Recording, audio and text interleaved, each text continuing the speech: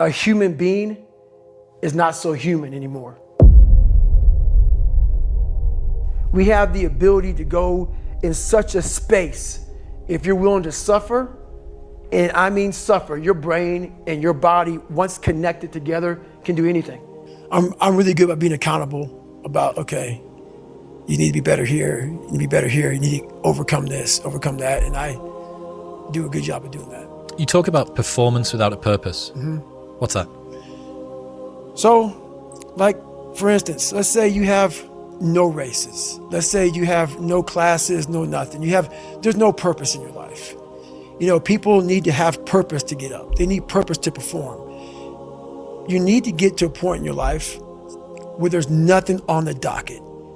There's no 5K. There's no I'm going to get into school to be this or that and still perform to the highest level. Because what people don't get is one day that thing's going to come up. And if you're not constantly performing without purpose, you're not going to be ready when the time comes. It's this magical thing, purpose, that we're all looking for. But what's funny about it all is that we need these things to perform. But we don't take a second to realize the purpose is always there. The purpose never leaves us because the very purpose is you. You are always the purpose. There may be another purpose, like being a SEAL or going to college or whatever, but the main purpose in life is you. So if you wake up in the morning and you don't want to do something, you don't care enough about yourself.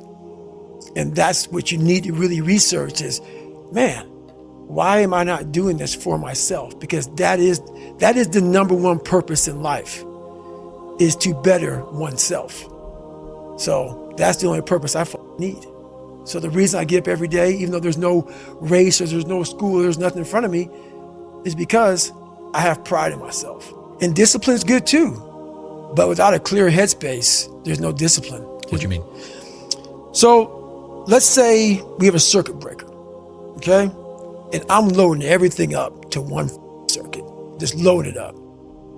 It's gonna blow. And once that thing blows, man, the circuit's all up. You gotta have each thing plugged into the right spot, like a crowded garage. You can't put anything in it. Once your brain is crowded, discipline is great, motivation is great, but if you can't fit in your brain because it's all cluttered with there's no discipline. You may have it sometimes when it fits in that crowded garage of your mind, but you don't have the consistency that you need to have with that discipline. And you have to first be uncomfortable with how you feel about yourself. With that voice that a lot of us like to run away from, we all have it.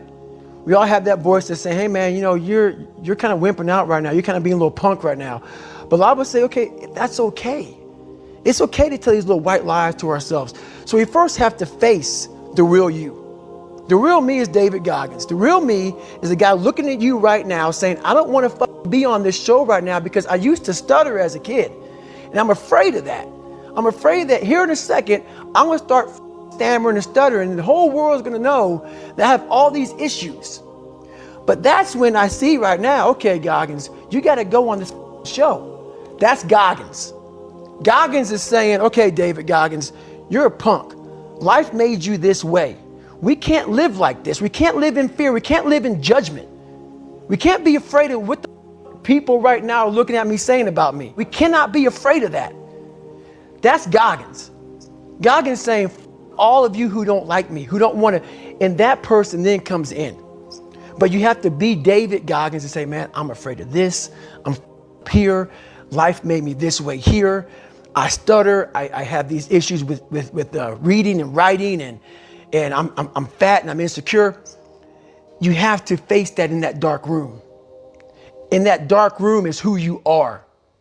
But in that dark room is where you have to create another human being that walks out of that dark room to face who you are.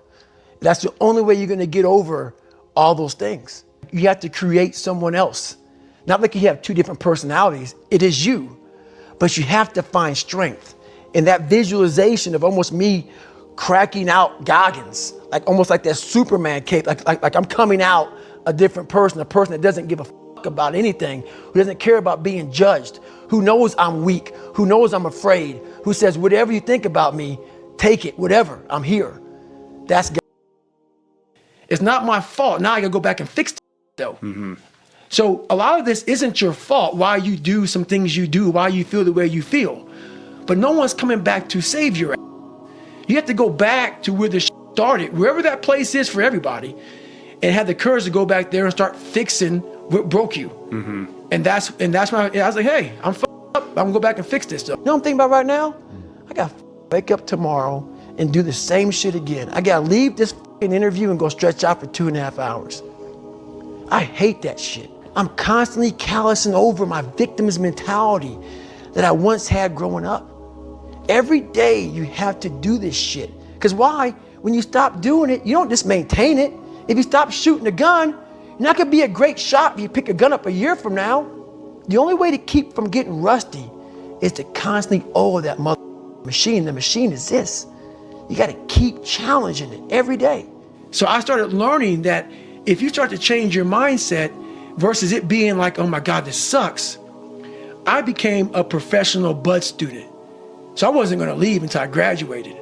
So I started realizing if this is my home, this is what I am, I had to always reset the bar. I had to reset my new norm. There always had to be a new norm. So one thing we don't do is we don't have a new norm. My new norm is you get up every morning at 4 o'clock and you suffer. This is your new norm. That became my new life. Most people want to get out of it. I said, no, this is your new life. This is who you are. Your new norm is you wake up and you suffer. And I started realizing if that's my mentality, this shit ain't hard anymore. Right. Your new norm is you wake up, you get in the cold water, you're gonna be here till the shit's done. Whenever they say you're out, you get out. So my new norm, so I do that now today. My new norm now is if I'm doing a 200-mile run, your new norm now, man, is you are doing 200 fucking miles. The Roger that mentality. That's it, man. You have to learn, what do you want in your life? We have so much influence coming at us that we are so lost. We don't know what we want to do because we don't spend enough time with ourselves. You have to learn to shut off a phone, shut off a computer, shut off a TV. And it's okay to sit in a room by yourself in a chair and just think about you, where I want to be, where do I see myself tomorrow, the next year from that. And it takes a lot of self-discipline to be able to do that nowadays because you want to be so attached to everything. You want to be so caught up with the world. The world's moving too fast. The world's moving so fast that you're trying to keep up to the point where you lose yourself in the world.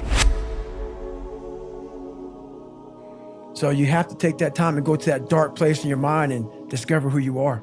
It feels good to talk about that shit, man. It actually makes you feel good, makes you feel proud, all that shit. But guess what happens? That alarm clock goes off at 4 a.m. to train. I don't want to be a SEAL today. Or I don't want to be whatever today. I'll start tomorrow. And that's the usual pattern of people's lives. That's why I talk about clearing out the mind. Until you really want to do something, you're always going to be a talker. You're always going to run your mouth. Most of us fail in life because we're afraid of what everyone around you is thinking. That's 100% truth. So we live by the narrative of other people. When I first called a recruiter to be a Navy SEAL and I was 297 pounds, the first recruiter looked at me and said, "You're not going to be able to make this, man." So what he was doing was he was projecting his energy on me. He knew he couldn't be a Navy SEAL. So God helped this black guy, because I was only the 36th African American to make it through in over 70 years. How's this black fat guy gonna make it through in my he wouldn't even want to try. So he's projecting this. So a lot of us who are negative people, all we do is project how we feel on other people. So what happens is that there's a lot of negative people walking around the planet Earth who are afraid to try. Because a lot of people are very negative in this world. So we are afraid to fail. Why? I told you, man, shouldn't even tried it, dude. Just chill out, relax. Why are you so crazy? Why are you so obsessed? So all that stuff drives the quitting mind, I call it. The mind wants to quit. The mind's tired. The mind's tired. The mind's deserving. The mind thinks it's very deserving. So yes, the biggest problem in this world is other people, not yourself. It's other people in your head. They are puppet mastering you pretty much on your life. So the accountability mirror is, what did I do today and what didn't I do today? My dad messed me up. My mom messed me up. The kids that called me up. But now all that shit in my life is now mine to own. It's not mine. They're not coming back to help me. So now I have to now take this, repackage it, hold myself accountable for whatever life throws at me, and start fixing it. It all starts with the reflection in the mirror, and that's my accountability mirror. Don't blame anybody for where you're at. Even if people may have helped you get there, don't blame them. This is how you fix yourself. So many of us come from these small places in our mind that we're not willing to think outside of only what we've seen. Our mind works in such a small compartment. And one thing I was able to do was to dream. Many people, but don't make dreams your fucking master. But I was able to dream outside those four walls of that small town. And until you're able to really put yourself into that dream, but don't make dreams your master, that's where you truly become what you're destined to become. What do you mean, don't make dreams your master? A lot of people sit back and they dream about being a sports figure, or dream about being a SEAL, or dream about being an astronaut, and all it is a dream. They don't put the work behind the dream. That dream has become their master. When you become the master of your dream is when you say, I want to go be a Navy SEAL, and you say, okay, I'm going to lose 106 pounds in less than 3 months. The dream was the one thing I thought about, and the dream was now gone. Now, what comes in, the dream goes away, and the laundry list of details and tasks come up. Gotta do this, gotta do this, gotta do this, gotta do this. That's when you become the master of your dream. So a lot of people out there dreaming. Everybody's looking for the 6-minute ab routine. Right. Everybody wants to say, you know what? Can I run 100 miles tomorrow? Can I achieve this tomorrow? Can I achieve that in 2 days? How about this? Let's compromise. I want to lose weight, but I need to keep my cappuccino. Mm-hmm. It's not how the works, man. I think pushing yourself physically is the number one factor of life. That is the true spot where you can really dive deep into. Life's about self-discipline. It is about self-discipline. We tend to do the things that are easy. And that is, it builds no mental toughness. It builds no mental hardening. It builds nothing. When you work out, working out is where you can build that the fastest. Because it's a constant, it gives you instant feedback. Yeah, you may not lose the weight you want to real fast, but the discipline it takes, it transfers over to all aspects of your life. It's not, people, man, why are you always working out? Stop looking at it that way. This is the foundation of life. When you look in the mirror, every morning we all look in the mirror to get ready to go to work, to go anywhere. The first thing you see is your reflection. If you don't like what you see in the morning, you lost the war already. It's not about even liking what you see.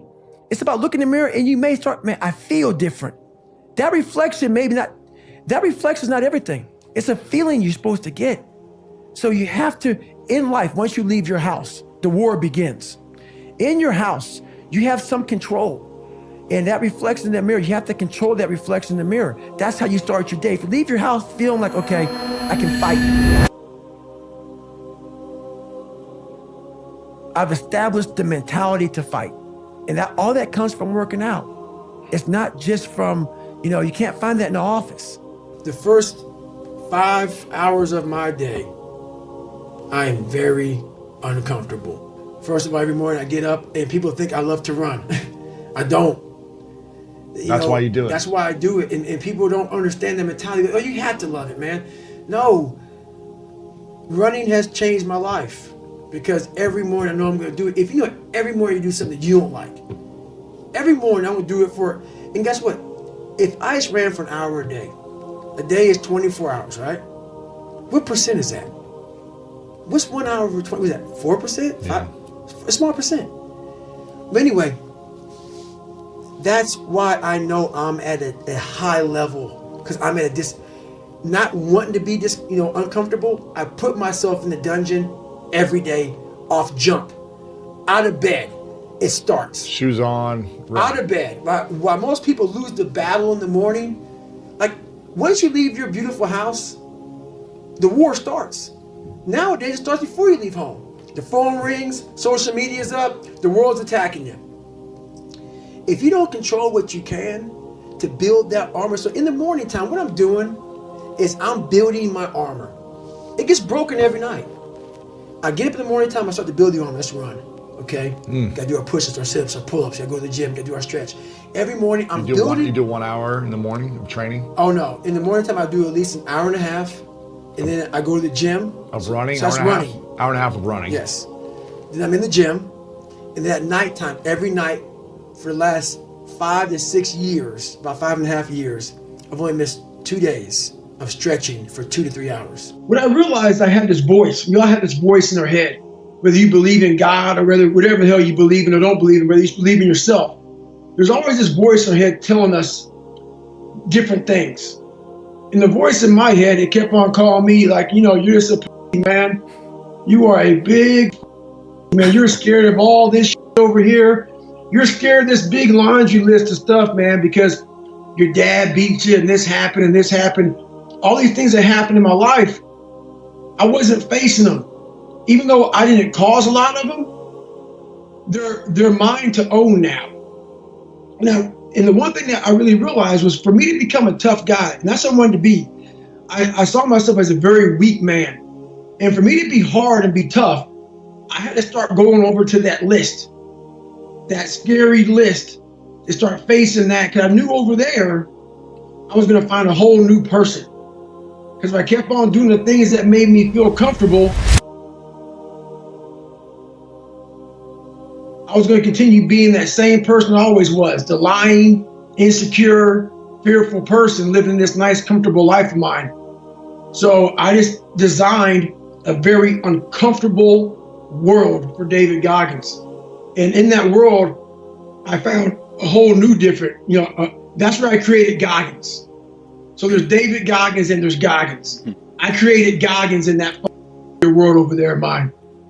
When I realized I had this voice, we all have this voice in our head, whether you believe in God or whatever the hell you believe in or don't believe in, whether you believe in yourself, there's always this voice in our head telling us different things.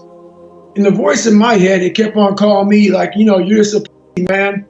You are a big man. You're scared of all this shit over here. You're scared of this big laundry list of stuff, man, because your dad beat you and this happened and this happened. All these things that happened in my life, I wasn't facing them. Even though I didn't cause a lot of them, they're mine to own now. Now, and the one thing that I really realized was for me to become a tough guy, and that's what I wanted to be. I saw myself as a very weak man. And for me to be hard and be tough, I had to start going over to that list, that scary list, to start facing that, because I knew over there I was going to find a whole new person.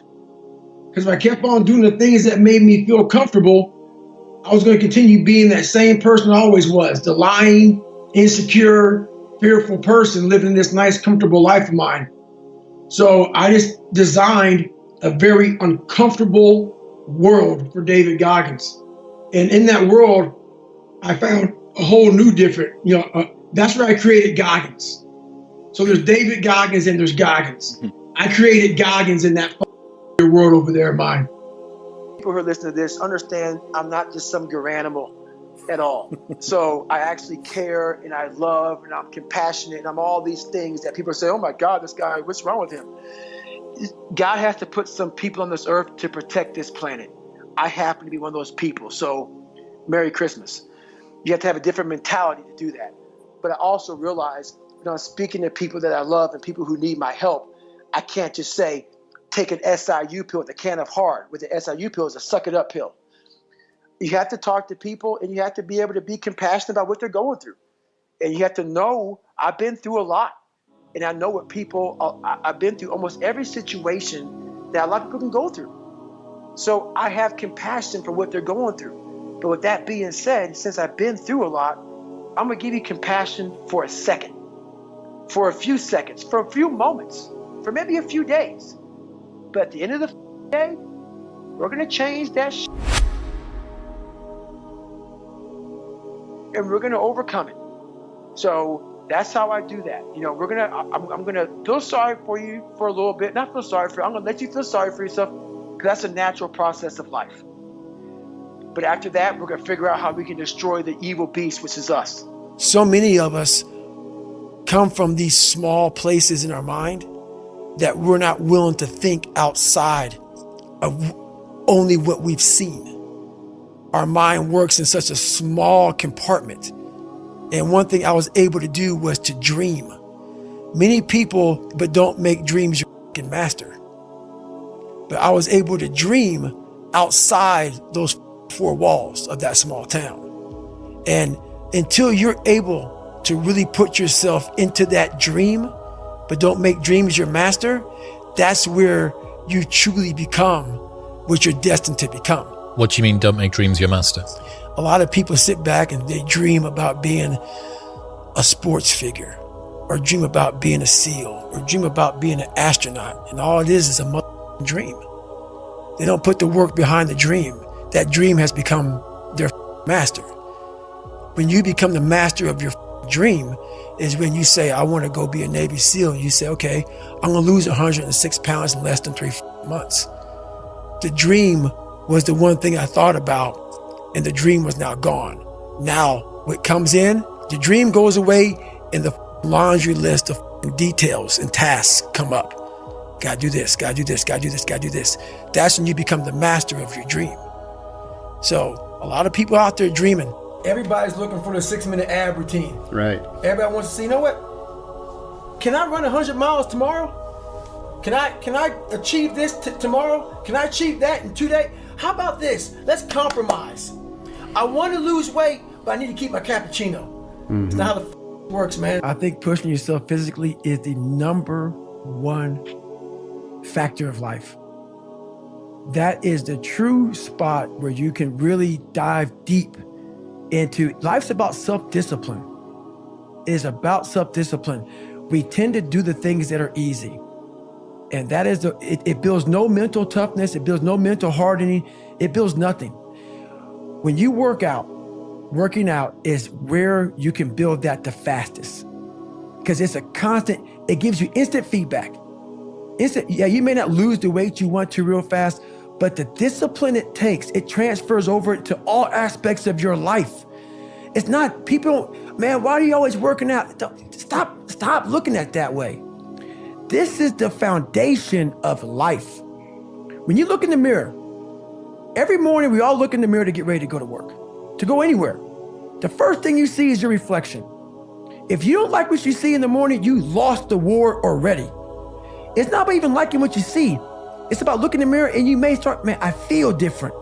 That reflection is not everything. It's a feeling you're supposed to get. So you have to, in life, once you leave your house, the war begins. In your house, you have some control. And that reflection in that mirror, you have to control that reflection in the mirror. That's how you start your day. If you leave your house feeling like, okay, I can fight. I've established the mentality to fight.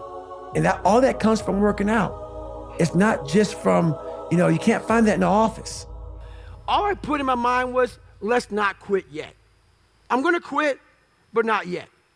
So I sat there, I can't stand up, so let's get some nutrition. All right, I'm not dizzy anymore.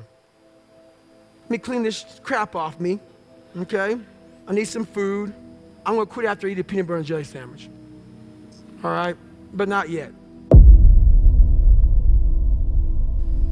Let me see if I can stand up. Stand up, maybe I'll quit. Let me see if I can walk to the car. There's the car, it's a 1-mile track. I'll walk past the car, I'm just gonna get back to the chair. I'm not gonna quit yet. I kept this mindset the whole time. I ended up doing 30 more miles, did 31 miles, truthfully, after that. I did 101 miles in 19 hours. If you're driving a car, the car may say 130 miles an hour. The factory puts a governor on it, so you only go 91. So you're sitting there when to race somebody, they have no governor, they're fine, boom. You can't, because every time you get to 91, the car starts doing this. Starts doing this. We put a governor on our brain, and the second we get to that governor, our bodies start doing this. Oh, this sucks. This is uncomfortable. No, no, no, no, no. Let's go this way. Let's stop. It starts giving you all these questions that we cannot answer. If you can't answer the questions your brain is asking you, you quit. If you have the answers to those questions of why the hell am I out here, and you give it a quick answer, the brain starts shutting up because it knows why we're doing what we're doing. I started figuring these things out in my life. So we have this governor on our brain, and how you start pushing past that governor, start realizing your brain has the tactical advantage over you. Why? Because it knows your insecurities. It knows when you're lying. It knows your fears. It knows everything about you. And whenever those things start, like right now, I'm scared to death up here. Why? When I was in 6th grade, I was in a play, and I stood up in front of a whole bunch of white people that probably didn't, I was being judged in my mind, scared the shit out of me. And I stuttered severely bad. I knew I stuttered bad. My line was this long. It's like hello or some shit. And I stood up for everybody, and I was like this. And I walked off stage. So when I walk up in front of 1,200 people, it's still there. My mind's telling me, go, run off the stage. I have to tell my mind something different. I have to remember my resume, what I've been through, that all of you in here are just as f***ed up as me. We keep everything at such a surface level, but through failure is great success. For those people who are willing to stay the journey and stay the long journey, at the end of that becomes a very sharp sword, a very, very sharp sword. If you continue to beat that thing in the ground and beat it and beat it and beat it and throw it in the fire and throw it in the fire, I'm talking about us as humans. And if we can always come out of the fire and come out of the fire, pretty soon, if you look at that fire the right way, you will be as sharp as a sword. And it's the honest to God's truth. Your mind will gain strength through the hell you've been through. Anything that makes me feel that fear feeling is going to get overcome. You go do it. It's going to get conquered. That's almost like fear is my ultimate guide. Of where you're supposed to be. Of where I'm supposed to be going. Yeah. It's my ultimate guide. I started with very small goals. It wasn't like I went out there and, I started out real big, and I realized that the big goals were just crushing me, because they weren't happening fast enough. And I had to start making big things very small. And I had to take a lot of pride and a lot of satisfaction from the fact that, I had to lose 106 pounds in like less than 3 months. Wow. Which was an impossible task for anybody to do. So instead of looking at 106 pounds, man, I was happy to lose a pound. I was happy to run a quarter mile. And what haunts me the most, people ask me, what haunts you the most? What haunts me the most is that if I would have died at 300 pounds, let's say I was 75 years old, I got to heaven, and God has a chart like that on everybody's life. God knows all, let's say that. I don't care what you believe in, doesn't matter. I'm not judging anybody. But let's say my thing is God. You get to heaven, I'm 300 pounds, I sit down, I was a cockroach terminator my whole life, and we're sitting down just like this, you're God and I'm David. And he gives me that chart, and he says, look at this. And I'm looking at this chart, and on the chart it has all these different things, but my name's on it. But these things aren't me. I was gonna change the world. I was gonna set records. I was gonna be a Navy SEAL. I was gonna be all these things in the military that I accomplished. You're gonna get the VFW award. You're gonna be honored here, honored there. And I'm like, God, this isn't me. Like it says David Goggins, I was an Ecolab guy. I sprayed for cockroaches, and I'm 300 pounds. It says here I'm 185. It says here I got a bachelor's and a master's. It says all these things. And God goes, no, that's who you were supposed to be. Wow. My biggest fear in life is if there is a final resting place in this world, and there's a final judgment, and you talk to something much bigger than you. I don't want to sit down and have a conversation with someone with something that says, you're in heaven, this is what you should have been on earth. And are you really in heaven now, or are you in hell? thinking about how much I left on the table for fear, for not willing to go over the wall and over the next wall and over the next wall. So in my mind, I believe that.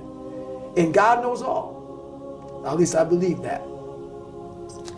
I want God to be up there right now as we're speaking, writing stuff down, saying, my God, he exceeded even my expectations. Wow. That's how I live my life. You have to want it. You have to want to be better. And it starts off with, you have to have pride in yourself. You have to have pride in yourself. You have to have, there's something about you, whether it's your last name, whether it's just the smallest thing, you have to be proud of yourself. And if you have no pride in yourself, I can't give it to you. Because you're always going to compromise. You're always going to fold. Always. I'm very proud of myself. That's why when people said, you know way you can do better than Can't Hurt Me. Roger that. We'll see. It's that pride that wakes you up. Now I'm not talking about bad pride. I'm the attention to detail for the human being I want to do. I call this thing, like, I want to be the standard. I want to be that guy. Like, every place I went in the military, there was this ethos about how this place is, how we're going to live, how we're going to represent ourselves. And I walked around and I saw that most people didn't live up to that ethos. Hope is bullshit. When I was going through SEAL training, a lot of people hoped that they would pull us from that cold water. Man, hope ain't gonna get you because it's not in your hands. Hope is not in your hands. You can't control hope, man. You can't. It's just hopefully this thing happens. But when you get belief, when you start to create belief, and belief isn't like an after school special. Most people think, oh man, like your mom and dad, you need to believe in yourself. Sesame Street, when I was growing up and shit, you need to believe in yourself. That's not the belief I'm talking about. It's the belief that you harness through hard work and dedication. And it's something that you know what you are capable of because you've gone there several times in those dark times. So my belief, why I kept on going back to Navy SEAL training and going back to all these different things, not because I hoped training would get easier. It's because I believed I could make it. Through the training I put myself through, I just wasn't doing and executing as I should. And I knew that. It was all on me. So then when I put that belief into work and that hard work came to fruition, everything happened for me. The human mind is the most amazing thing ever. That's insane. There can't be a finish line. There just can't be. The only finish line is death. But we have to enjoy the journey. We have to continue to find our new 100%. There's a tons of vets that I talk to and they say, well, I don't have any, I can't run anymore. I don't have any legs or whatever. I'm like, okay, roger that, man. So what is your new 100%? What can you do now with what you have? With what you have right now, what the hell is your new 100%? We can't worry about you don't have legs. We can't worry about that. We can't worry about any of this crap. What do we have to work with now? Let's find that new 100%. So that's why I keep on telling you, there is no finish line, man. There's always a journey to either give back, to help out, to help yourself, to help others. Whatever you got to do, you're constantly pushing yourself to that next goal, that next new level. I didn't think about losing 106 pounds in less than 3 months. I thought about let's lose a pound.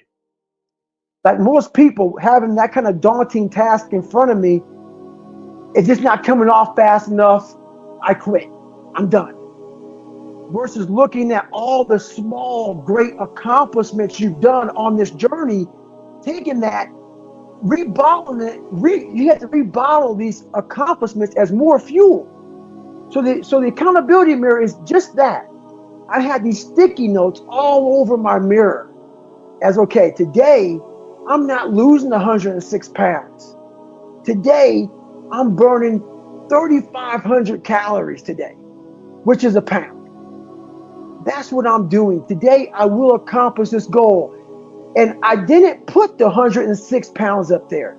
I just found peace here recently because I always was go, go, go, go, go. And the only way you can find peace in your life, because I was always like, it's not enough, it's not enough, it's not enough. You have to find time to reflect on all the shit you've done in your life. And I never took time to reflect on all I had accomplished.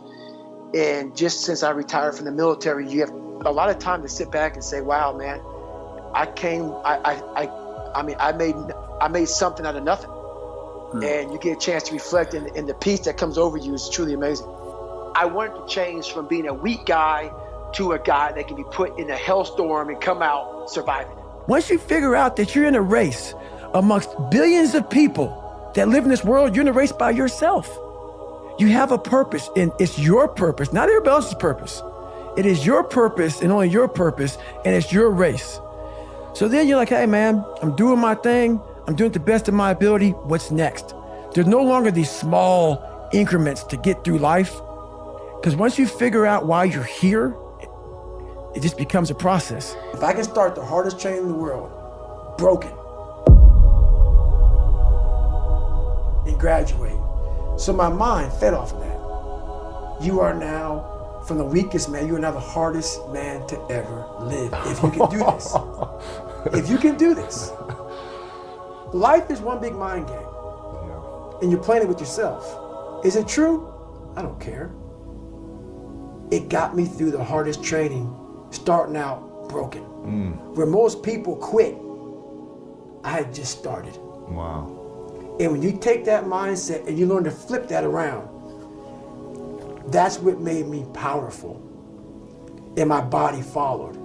And 3 months later, my stress fractures were healed by running on them. It's calcifying it, just like. I never had them since. I'm 43 years old. Wow. I ran 7,000 miles in 2007. Haven't had a stress fracture since. And I'm not saying to do that. You are your own hero. You are your own leader. You are your own master. And that is a big one because we idolize so many people and we want to be them. We want to be someone else. And in doing that, you lose all the potential of who you are. You mimic, you be them, you are them, you become them, and you lose you. And we look up to so many people in this world who will let us down. We're humans. I'm gonna let you down. You're gonna let somebody down. And you put them on a pedestal, you then lose time when that person comes up and lets you down. You must hold yourself accountable, and being your own hero, that's what that does. You make yourself so totally accountable for who you are. You focus on you and only on you to become the best person you could be for others. Because we leave a lot on the table, not searching who we are. And then therefore, you die not knowing your greatest potential. Your biggest enemy, the most important conversation you will ever have in your life is the one you have with yourself. You wake up with it, you walk around with it, you go to bed with it. Eventually, you're going to act on it, whether you're good or bad. You have to. That's why the whole thing about this book I have, it's about you. It is about you.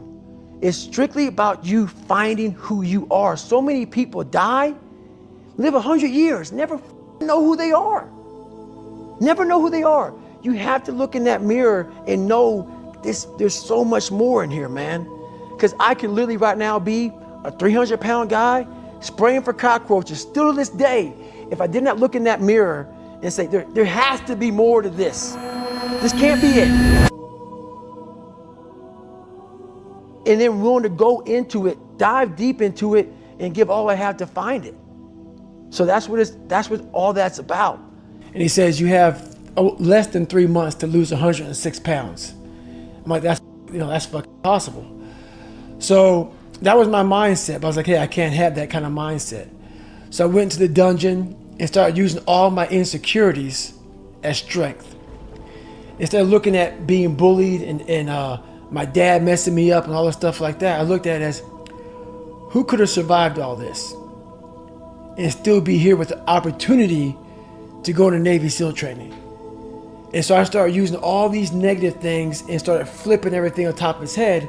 Instead of saying, woe is me, kicking rocks, head down in the dirt, I started saying, there's not a on the planet who would have this opportunity coming from where I came from. They would be a statistic. Yeah. So I started looking at it as power versus like big time defeat. And slowly but surely, every day, I started changing the voice in my head, because the most important conversation you will ever have is the one you have with yourself. Yeah. So I slowly started changing that internal dialogue in my head. And there wasn't no like teacher, there was no shrink, there was no mom saying, hey David, you can do it. No, it was me. And that was where the power came from. The power came from, no one's helping me, no one's coming back to save me, no one's coming back to pull me to the finish line. This is on you. So I saw a lot of power in the fact that if I change this around, I did this. Like, the mind is the most powerful thing in the world. In the world. It is. It is so amazing that I used to be a 300-pound guy and I thought that was it. Could barely read, could do anything. And now, that what was inside that person was this guy that's in front of you today. That's how scary the mind is. And that's what I started realizing through this journey, is that once I got a taste of, wow, man, I haven't even begun to crack what the mind is capable of. And what I started realizing is, on the other end of suffering, that's the real growth of life, because you realize how the mind processes shit. And I talk about another thing called theory and practice. A lot of people are theorists. These smart guys that read these books and shit, man, and they sit down, they tell you what the mind is supposed to do. And a lot of us listen to that shit. It becomes like, this is it, man. This old man who has been studying the mind forever, this is the cap that we have. By being a practitioner, I went out and realized a lot of these guys are so wrong, man.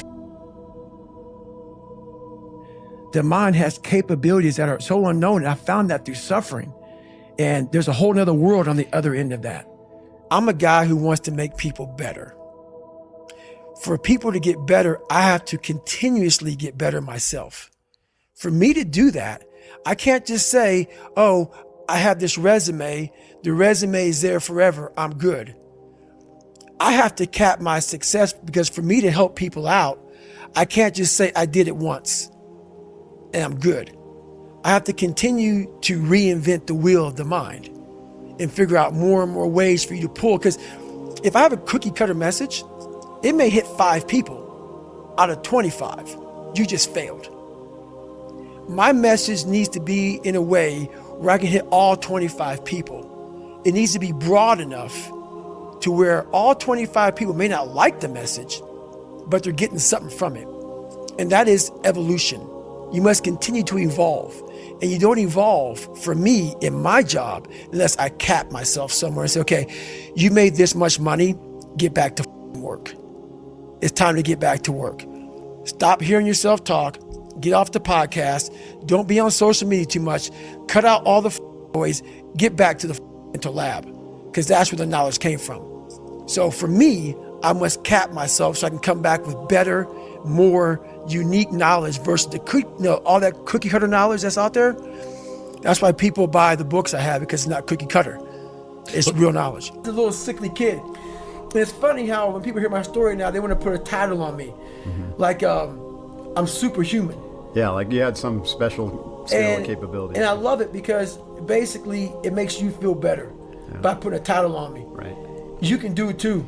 Absolutely. Right. And so basically, it's a choice. Yeah, it's a choice. Yeah. It's a horrible choice. Right. It's a hard choice. It's a lot of suffering involved. Yeah. So for me to get the start line, through that start line journey, I realized I'm capable. So what happens through this whole process is the change of the mind. It's a change of the guard. Someone once owned my brain. I never owned it. Yeah. I had no control of my You outsourced it. Yes, right. Everybody had it. It was my dad's fault. It was the kids that called fault. My mom wasn't home fault. My soon-to-be stepdad's fault. The little kid that got ran over by the bus fault. My life was, everybody had a piece of my brain. Yep. And through this journey of suffering, And the suffering, I put it in because I started finding myself. Yeah. And I started, oh no, I'm taking this fuck back from me. This part of my brain is mine now. And I started puzzling back this piece of my brain. And through that, I grew confidence. Because when I grew up, my mom worked 3 jobs. And all I wanted to do is she got her damn near murdered. And it took her down a dark hole. And I saw this. That helped me grow up to say, all I want to do is retire my mother when I get older. That's all I want to do.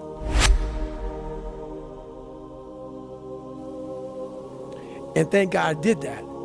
But the thing about it, with a lot of people, they don't have that in them. The parents raise the kids very differently now.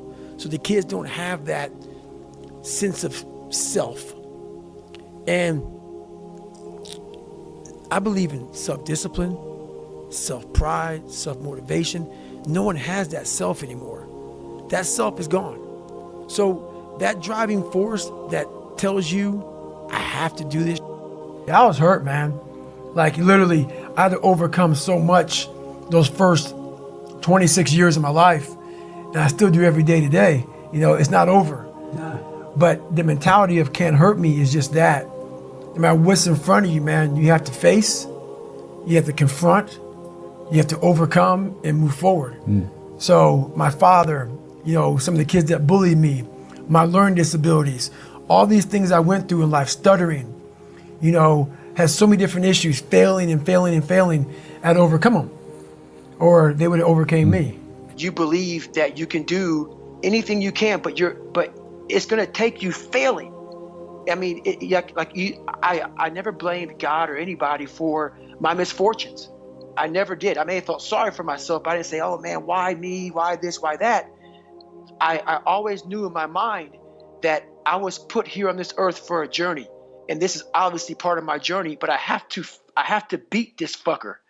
I have to beat this fucker. And the only way I'm going to beat it with the will to, with the drive and passion and the desire to go through anything in front of me. And if I get knocked down 1,000,000 times, I continue to get up and just feel sorry for yourself for a second, but God, I'm going to win. I will win this journey. It's not about winning a race or becoming a SEAL or becoming a Ranger. It's the journey that everybody has that a lot of people are scared to even start because like for me, I was scared to be a SEAL. People don't know that. I didn't want to jump an airplane and shit, but I didn't want to live the fact knowing I was scared to be great. And it takes overcoming all that. And there's so much that goes involved with being great and to being a master of your own self that it takes but it takes courage. It takes courage to not care what people think about you and what you say when you do fail. The most powerful thing we have is our brain, is our mind. And we don't use it anymore. Believe in yourself beyond, without a doubt. Believe in yourself and don't rely on anybody to believe in you. Don't rely on anybody to push you or make you better. Believe in yourself and only yourself and allow that human being to make you a better person. So the brain is an amazing thing, but the brain controls you. You must control it. You must take power over your own mind, or your mind will guide you into all the soft places that your brain wants to live in. Your brain has enough information. It doesn't want to go through that process of mind hardening. It doesn't want to do that. I gotta remember what time I gotta be here, what time I gotta be there. This is where I want to stay. I'm peaceful. It wants to stay very peaceful and away from scarring. So that's what it is. We have to break the barriers within our minds, within the world. And it starts with yourself. It starts with yourself. You gotta break the barriers down within yourself and just go there. You gotta go to yourself. Absolutely. If you're choosing to do something, attack it. Because they're gonna remember you as not attacking it. So I want to be remembered. You can hate me, but there's one thing you can't say about me. I didn't attack it. So that's the mentality to have. If you're gonna do something, you might as well attack it, because you can do it anyway. Right. We have a theorist and we have a practitioner. The theorist is a person that's gonna sit back and read books from a library that someone else wrote. They become real smart about what someone else wrote, okay? A practitioner is me. I put myself in hell, lived in it, for a long time and figured out how the human mind works while suffering, while in pain, while in misery. Yes. And that's how I wrote my book. Yeah. I'm gonna tell you exactly what your mind is thinking. Most of us don't stay in hell long enough to write the book. Yeah. I stayed in long enough to write it and finish the book. And I'm not gonna say motivated, because motivation's crap. Motivation comes and goes. When you're driven, whatever's in front of you will get destroyed. The motivation when people are losing, all these people who come out here and talk about how great they are, and I see it all the time, it makes me sick, man. Get real with yourself. People cannot relate to you, man. You are unrelatable. When you come out here and say, hey, man, I'm the baddest motherfucker to ever live. Okay, great. Well, what am I gonna learn from you? You learn from people who are willing to tell you, this is where I started from. This is how much I fell on my ass. This is how bad I used to really be. I still have those moments, because why? You're human. We're all jacked up, man. We're all jacked up. And that's what makes my story relatable. I'm willing to let you in to see I'm decently successful now. But I didn't come out like this, man. I didn't come out, that's the story, is you have to give people just a little bit of hope. There's no hope when they just see greatness in you everywhere. You have to be able to get yourself down to a level of check it out, man. There's hope for you. That's all I'm trying to give you. Just a little bit. I'm a very passionate man. And so I'm not giving everybody that shit. A lot of people don't deserve what I have created. And basically, you have to earn that from me. And there's very few people who've earned that from me. And we all have to earn our way in life. But I'm very big. I mean, my whole life is about taking care of those people. And there's very few of them. There's very, very few of them. But I'm all about my family, which is very small now. Pretty much is my mom and whoever else is in that is in that wheelhouse. It could be my girlfriend. But it's just very few people that are in that small circle of mine, and that belong there. When your mind, this is this whole 40% rule shit I talk about all the time, that I made up a long time ago. I started making it up through pain. Tell them what that is. Where'd you go? So basically, the 40% rule is, I am a strong believer that we quit. Because why? How the fuck does a 297-pound cockroach guy who quit on everything is now considered one of the baddest men on the planet? Mm-hmm. How is that possible? Mm-hmm. It means I had to change one thing, my mindset. Mm. So there's no way in hell that was in me, but that guy was in me. Mm-hmm. When that guy came down here and said, hey, guess what, man? You're a but I'm gonna now make you a badass. I'm gonna miracle this shit to be a badass. No, it was in me. I had to believe and make that belief work. And through hard work, I did that. So the 40% rule is like we have like a car. Some cars have a governor on it. And when you get to like 92 miles an hour, that car start doing this because it can't go any faster. Those cars that don't have governors on, like a fast ass, whatever, Porsche, whatever, I'm gonna fucking bury it, gone. We have that ability in us, but we have put this governor on our minds. And you have to, the factory that put the governor on that car, the factory is now you. That put that shit on your fucking mind. You gotta take that mother off. Until you take it off, you're gonna constantly get to 92 miles an hour and do this. Because you ain't gonna go no faster. In matter of fact, you might even go slower. So basically, I started realizing this through my life, through going through all these times. The one thing I'll say right now to people listening to this, a real person, a real alpha, a real go-getter, they ain't saying shit about nobody. Correct. That's why you will never, ever hear me dropping somebody's name, running my mouth about somebody. I don't know what you went through. I don't know what you're going through. I didn't wear the shoes you wore when you were a kid. I didn't grow up in your up house.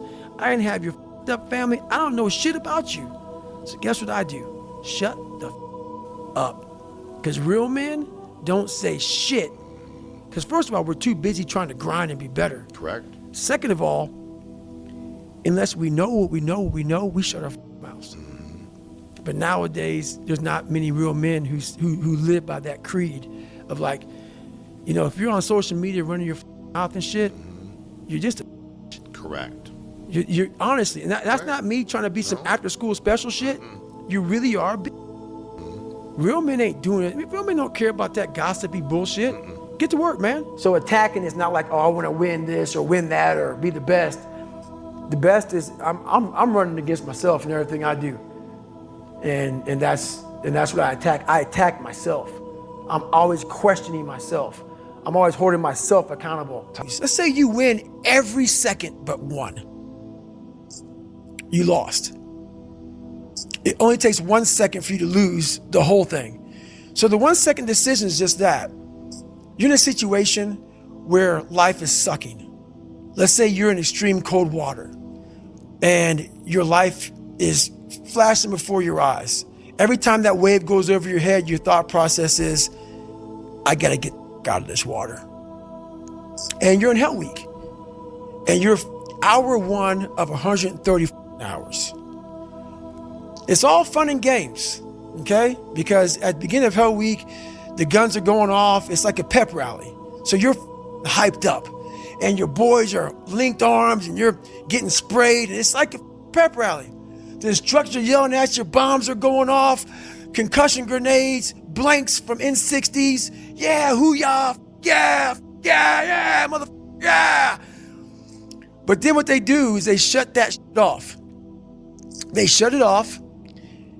All that hoo-yah, all that hype, it gets real quiet. And they march you out to that surf zone for something called surf torture. And it's that water, that Pacific Ocean is cold as shit. So no more pep rally. You're now in your head. You're linked arms with, your brothers beside you. You don't know if they're gonna be there long or not. You don't care. You think about yourself.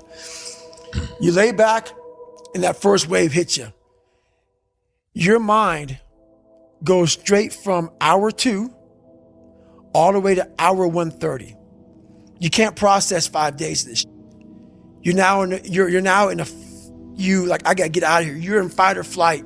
It's cold. I can't be cold this long. And then this is where that 1 second decision comes in. You forgot every reason why you wanted to be there. You don't care about SEALs. You don't care about any of this shit. You don't care about fighting for your country. You don't care about that gaudy gold trident that they put on your chest. You don't care about any of that no more. All you want to do is go back home. You want the warmth. You may want something to eat. You want your girl to hold you. All those things of comfort are there in that 1 second. And this is where people lose.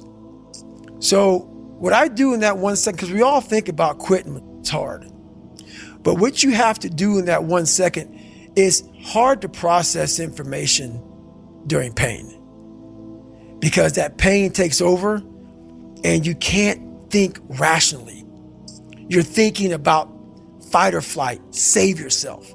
That's not a rational thought. It's not a thought that's going to get you through hard times. Most people fail that 1 second. So what happens, what I do in that 1 second, and there's a bigger process to all this, but in that 1 second, I physically stayed in that water. Because if I get out of the water, I quit. So I physically stay in the water, but mentally, I'm on the beach with the instructors. And the instructors, it's cold outside, so they got these parkas on. They got their cup of Joe, and they're warm because they've already been through it.